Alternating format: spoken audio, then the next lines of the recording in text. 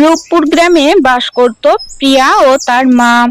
তার বাবা অনেক আগেই মারা গিয়েছিলেন, তাই প্রিয়ার মা লোকের বাড়িতে কাজ করে তাদের সংসার চালাইতো। একদিন, মা, আমাদের পাশের বাড়ির রিতা আজকে অনেক সুন্দর একটা জামা পরেছে। আমাকে একটা সুন্দর জামা কিনে দাও না মা তুমি। মারে, আমরা গরিব মানুষ, অত টাকা আমি কোথায় পাবো? অন্যর বাড়িতে কাজ করে কোনো রকম দিনটা আমাদের চলে যায়। তুই ওদের দিকে একদম নজর দিবি না মা। এই বলে প্রিয়ার মা কাজ করতে চলে গেল, আর প্রিয়া বাড়ির সব কাজ গোছাতে থাকে। কিন্তু একটা জামার জন্য প্রিয়ার খুব মন খারাপ হয়। তারা গরিব মানুষ হয়, সুন্দর জামা পরতে পারে না। প্রিয়াদের সুন্দর কোনো জামা কেনার সামর্থ্য নেই। সে মন খারাপ করে একা একা বসে থাকে। এমন সময়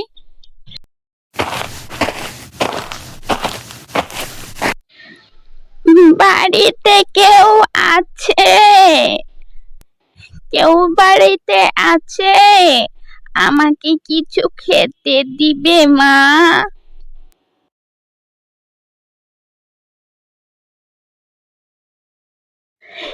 কে তুমি, বুড়িমা? আমি এক অসহায় গরিব মানুষ। আজ 2 দিন ধরে কিছুই খাইনি।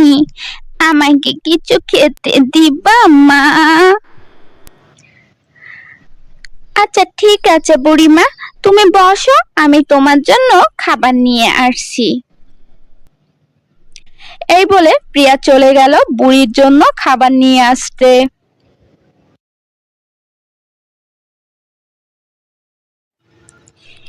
এই নাও বুড়িমা, এগুলো খেয়ে নাও। এইটুকু খাবার ছাড়া বাড়িতে আর কোনো খাবার নেই তোমাকে দেওয়ার মতো।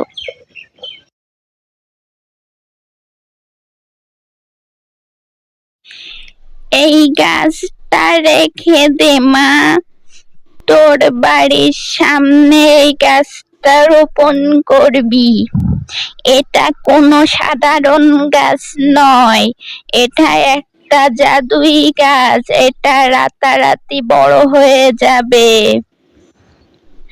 এই বলে বৃদ্ধা সেখান থেকে চলে যায়, এবং প্রিয়ার মা বাসায় আসলে প্রিয়া তার মাকে সব কথা বলে। এসব কথা শুনে প্রিয়া এবং তার মা সেই গাছটি তাদের বাড়ির সামনে রোপণ করে। আর পরের দিন সকালে তারা দুজনেই দেখে অবাক হয়ে যায়। গাছটি অনেক বড় হয়ে গিয়েছিল, এবং গাছটিতে বিভিন্ন বিভিন্ন ধরনের নেল পলিশ ধরেছিল। তারা দুজনেই অনেক খুশি হয়ে যায়। মা দেখো, এটা একটা জাদুই নেল পলিশ গাছ। এখন থেকে আমাদের আর কোনো অভাব থাকবে না মা। হ্যাঁ রে মা, আমি এগুলো বাজারে নিয়ে যাব বিক্রয় করতে, আর তোর জন্য অনেক সুন্দর একটা জামা নিয়ে আসব। এই বলে নেল পলিশ গুলো প্রিয়ার মা বাজারে নিয়ে যায় বিক্রয় করতে। নেল পলিশ গুলো বিক্রয় করে প্রিয়ার মা প্রিয়ার জন্য খুব সুন্দর একটি জামা নিয়ে আসে। সেটা পরে প্রিয়া অনেক খুশি হয় এবং চলে যায় সবাইকে দেখাতে।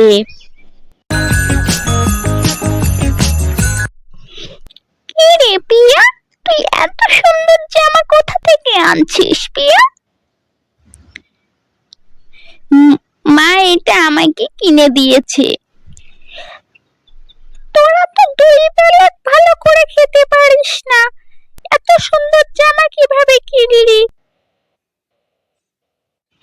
নাকি কারোর বাড়ি থেকে চুরি করে এনেছিস? সেটা তুই বল, তোদের তো এত ভালো জামা কেনার সামর্থ্য নেই প্রিয়া। আমি বলতে পারি, তাহলে তোরা আমাকে কথা দে, আমাকে তোরা তোদের বন্ধু করবি। হ্যাঁ রে, করব। তুই বল কিভাবে এই জামা পেলি, বল আমাকে। আমাদের বাড়িতে একটা জাদুই নেল পালিশ গাছ আছে। কালকে একটা বৃদ্ধ আমাদের বাড়িতে এসে আমাকে জাদুই নেল পালিশ গাছটা উপহার দিয়ে গেছে।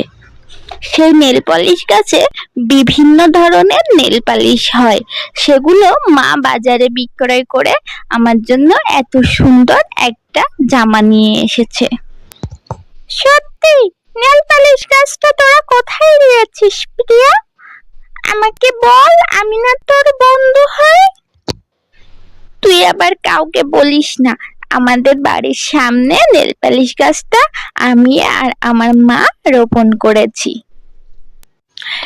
মিতার অনেক লোভ হয় নেল পালিশ গাছটার উপরে। সে রাতে কাউকে কিছু না বলে যখন প্রিয়া আর প্রিয়ার মা ঘুমিয়ে পড়ে তখন চলে যায় নেল পালিশ গাছটা নিয়ে আসতে।